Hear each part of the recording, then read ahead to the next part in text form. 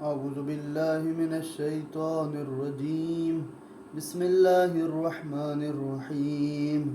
ألف لام را. كتاب أحكمت آياته ثم فصلت من لدن حكيم خبير. ألا تعبدوا إلا الله إنني لكم منه نذير وبشير. وأن استغفروا ربكم ثم توبوا إليه يمتعكم متاعا حسنا إلى أجل مسمى ويؤتي كل ذي فضل فضله. وإن تولوا فإني أخاف عليكم عذاب يوم كبير. إلى الله مرجعكم وهو على كل شيء قدير. ألا إنهم يثنون صدورهم ليستخفوا منه. ألا حين يستغشون ثيابهم يعلم ما يسرون وما يعلنون إنه عليم بذات الصدور. وما من دابة في الأرض إلا على الله رزقها ويعلم مستقرها ومستودعها كل في كتاب مبين. وهو الذي خلق السماوات والأرض في 6 أيام وكان عرشه على الماء ليبلوكم أيكم أحسن عملا. ولئن قلت إنكم مبعوثون من بعد الموت ليقولن الذين كفروا إن هذا إلا سحر مبين.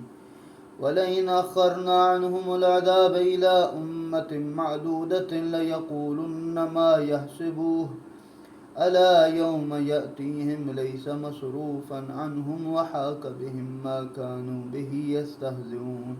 ولئن أذقنا الإنسان منا رحمة ثم نزعناها منه إنه ليئوس كفور. ولئن أذقناه نعماء بعد ضراء مسته ليقولن ذهب السيئات عني إنه لفرح فخور. إلا الذين صبروا وعملوا الصالحات أولئك لهم مغفرة وأجر كبير. فلعلك تارك بعض ما يوحى إليك وضائق به صدرك أن يقولوا لولا أنزل عليه كنز أو جاء معه ملك إنما أنت نذير والله على كل شيء وكيل. سورہ ہود مکی آیات 123. شروع اللہ کے نام سے جو رحمان اور رحیم ہے. الف لام را. یہ وہ کتاب ہے جس کی آیات مستحکم کی گئی ہیں، پھر ایک باحکمت باخبر ذات کی طرف سے تفصیل سے بیان کی گئی ہیں کہ تم اللہ کے سوا کسی کی عبادت نہ کرو. میں اللہ کی طرف سے تمہیں تنبیہ کرنے والا، بشارت دینے والا ہوں، اور یہ کہ اپنے رب سے مغفرت طلب کرو، پھر اس کے آگے توبہ کرو. وہ تمہیں مقررہ مدت تک دنیا میں اچھی متاع زندگی فراہم کرے گا، اور ہر احسان کوش کو اس کی احسان کوشی کا صلہ دے گا، یعنی احسان کرنے والے کو اس کا احسان کا بدلہ دیا جائے گا. اور اگر تم نے منہ پھیر لیا تو مجھے تمہارے بارے میں ایک بڑے دن کے عذاب کا خوف ہے. تم سب کو اللہ ہی کی طرف لوٹ کر جانا ہے، وہ ہر چیز پر قادر ہے. آگاہ رہو، یہ لوگ اپنے سینوں کو لپیٹ لیتے ہیں تاکہ اللہ سے چھپائیں.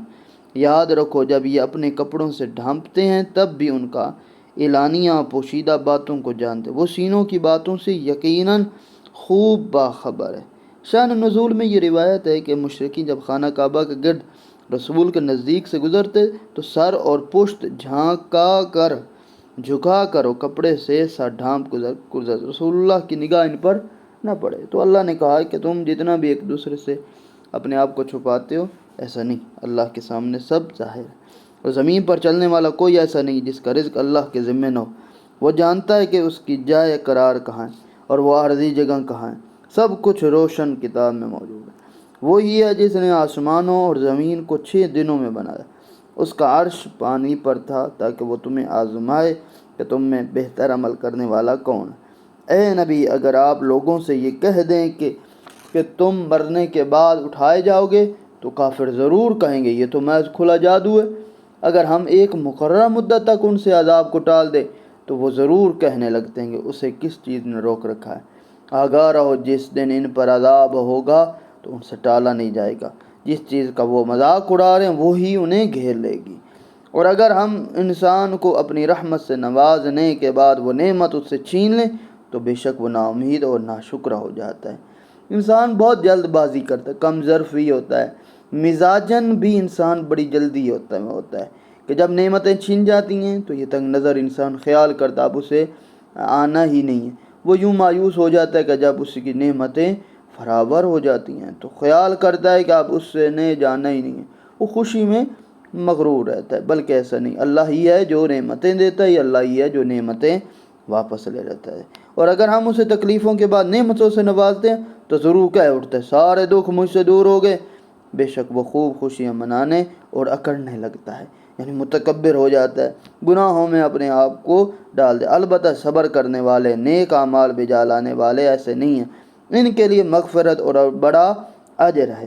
اے رسول، آپ کی طرف جو وحی کی گئی شاید آپ اس کا ایک کچھ حصہ چھوڑنے والے ہیں، ان کی اس بات پر دل تنگ ہو رہے ہیں کہ اس پر خزانہ کیوں نازل نہیں ہوا یا اس کے ساتھ کوئی فرشتہ کیوں نازل نہیں ہوا۔ آپ تو صرف تنبیہ کرنے والے ہیں اور اللہ ہر چیز کا ذمہ دار ہے۔ نہایت ہی نامشاہدہ حالات میں بار رسالت کی سنگینی کی طرف اشارہ ہے کہ لوگوں کو راہ راست پر آنے کی کوئی آثار دکھائی نہیں دیتے ہیں، بلکہ دشمنی اور ہٹ دھرمی میں اضافہ۔ ایسے میں خیال دل میں آ سکتا ہے کہ وحی کی باتیں سنانے کا کیا فائدہ۔ آیات میں بتایا گیا کہ ابلاغ وحی کا مطلب صرف ایمان لے آنا نہیں ہے، بلکہ صرف تبلیغ سے بھی کچھ حکمتیں وابستہ ہیں۔ آپ صرف تنبیہ و تبلیغ کریں اور بس، انہیں گرفت میں لینا ہمارا کام ہے۔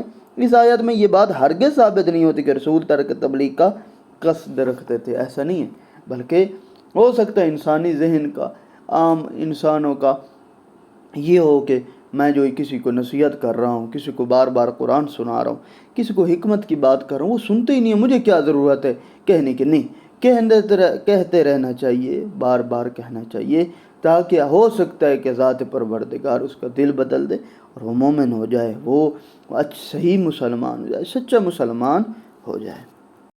ام یقولون افتراہ قل فأتوا بعشر سور مثلہ مفتریات وادعوا من استطعتم من دون اللہ ان کنتم صادقین فإن لم يستجیبوا لکم فاعلموا انما انزل بعلم اللہ وان لا الہ الا هو فهل انتم مسلمون من كان يريد الحياة الدنيا وزينتها نوفي إليهم أعمالهم فيها وهم فيها لا يبخسون أولئك الذين ليس لهم في الآخرة إلا النار وحبط ما صنعوا فيها وباطل ما كانوا يعملون أفمن كان على بينة من ربه ويتلوه شاهد منه ومن قبله كتاب موسى إماما ورحمة أولئك يؤمنون به ومن يكفر به من الأحزاب فالنار موعده فلا تك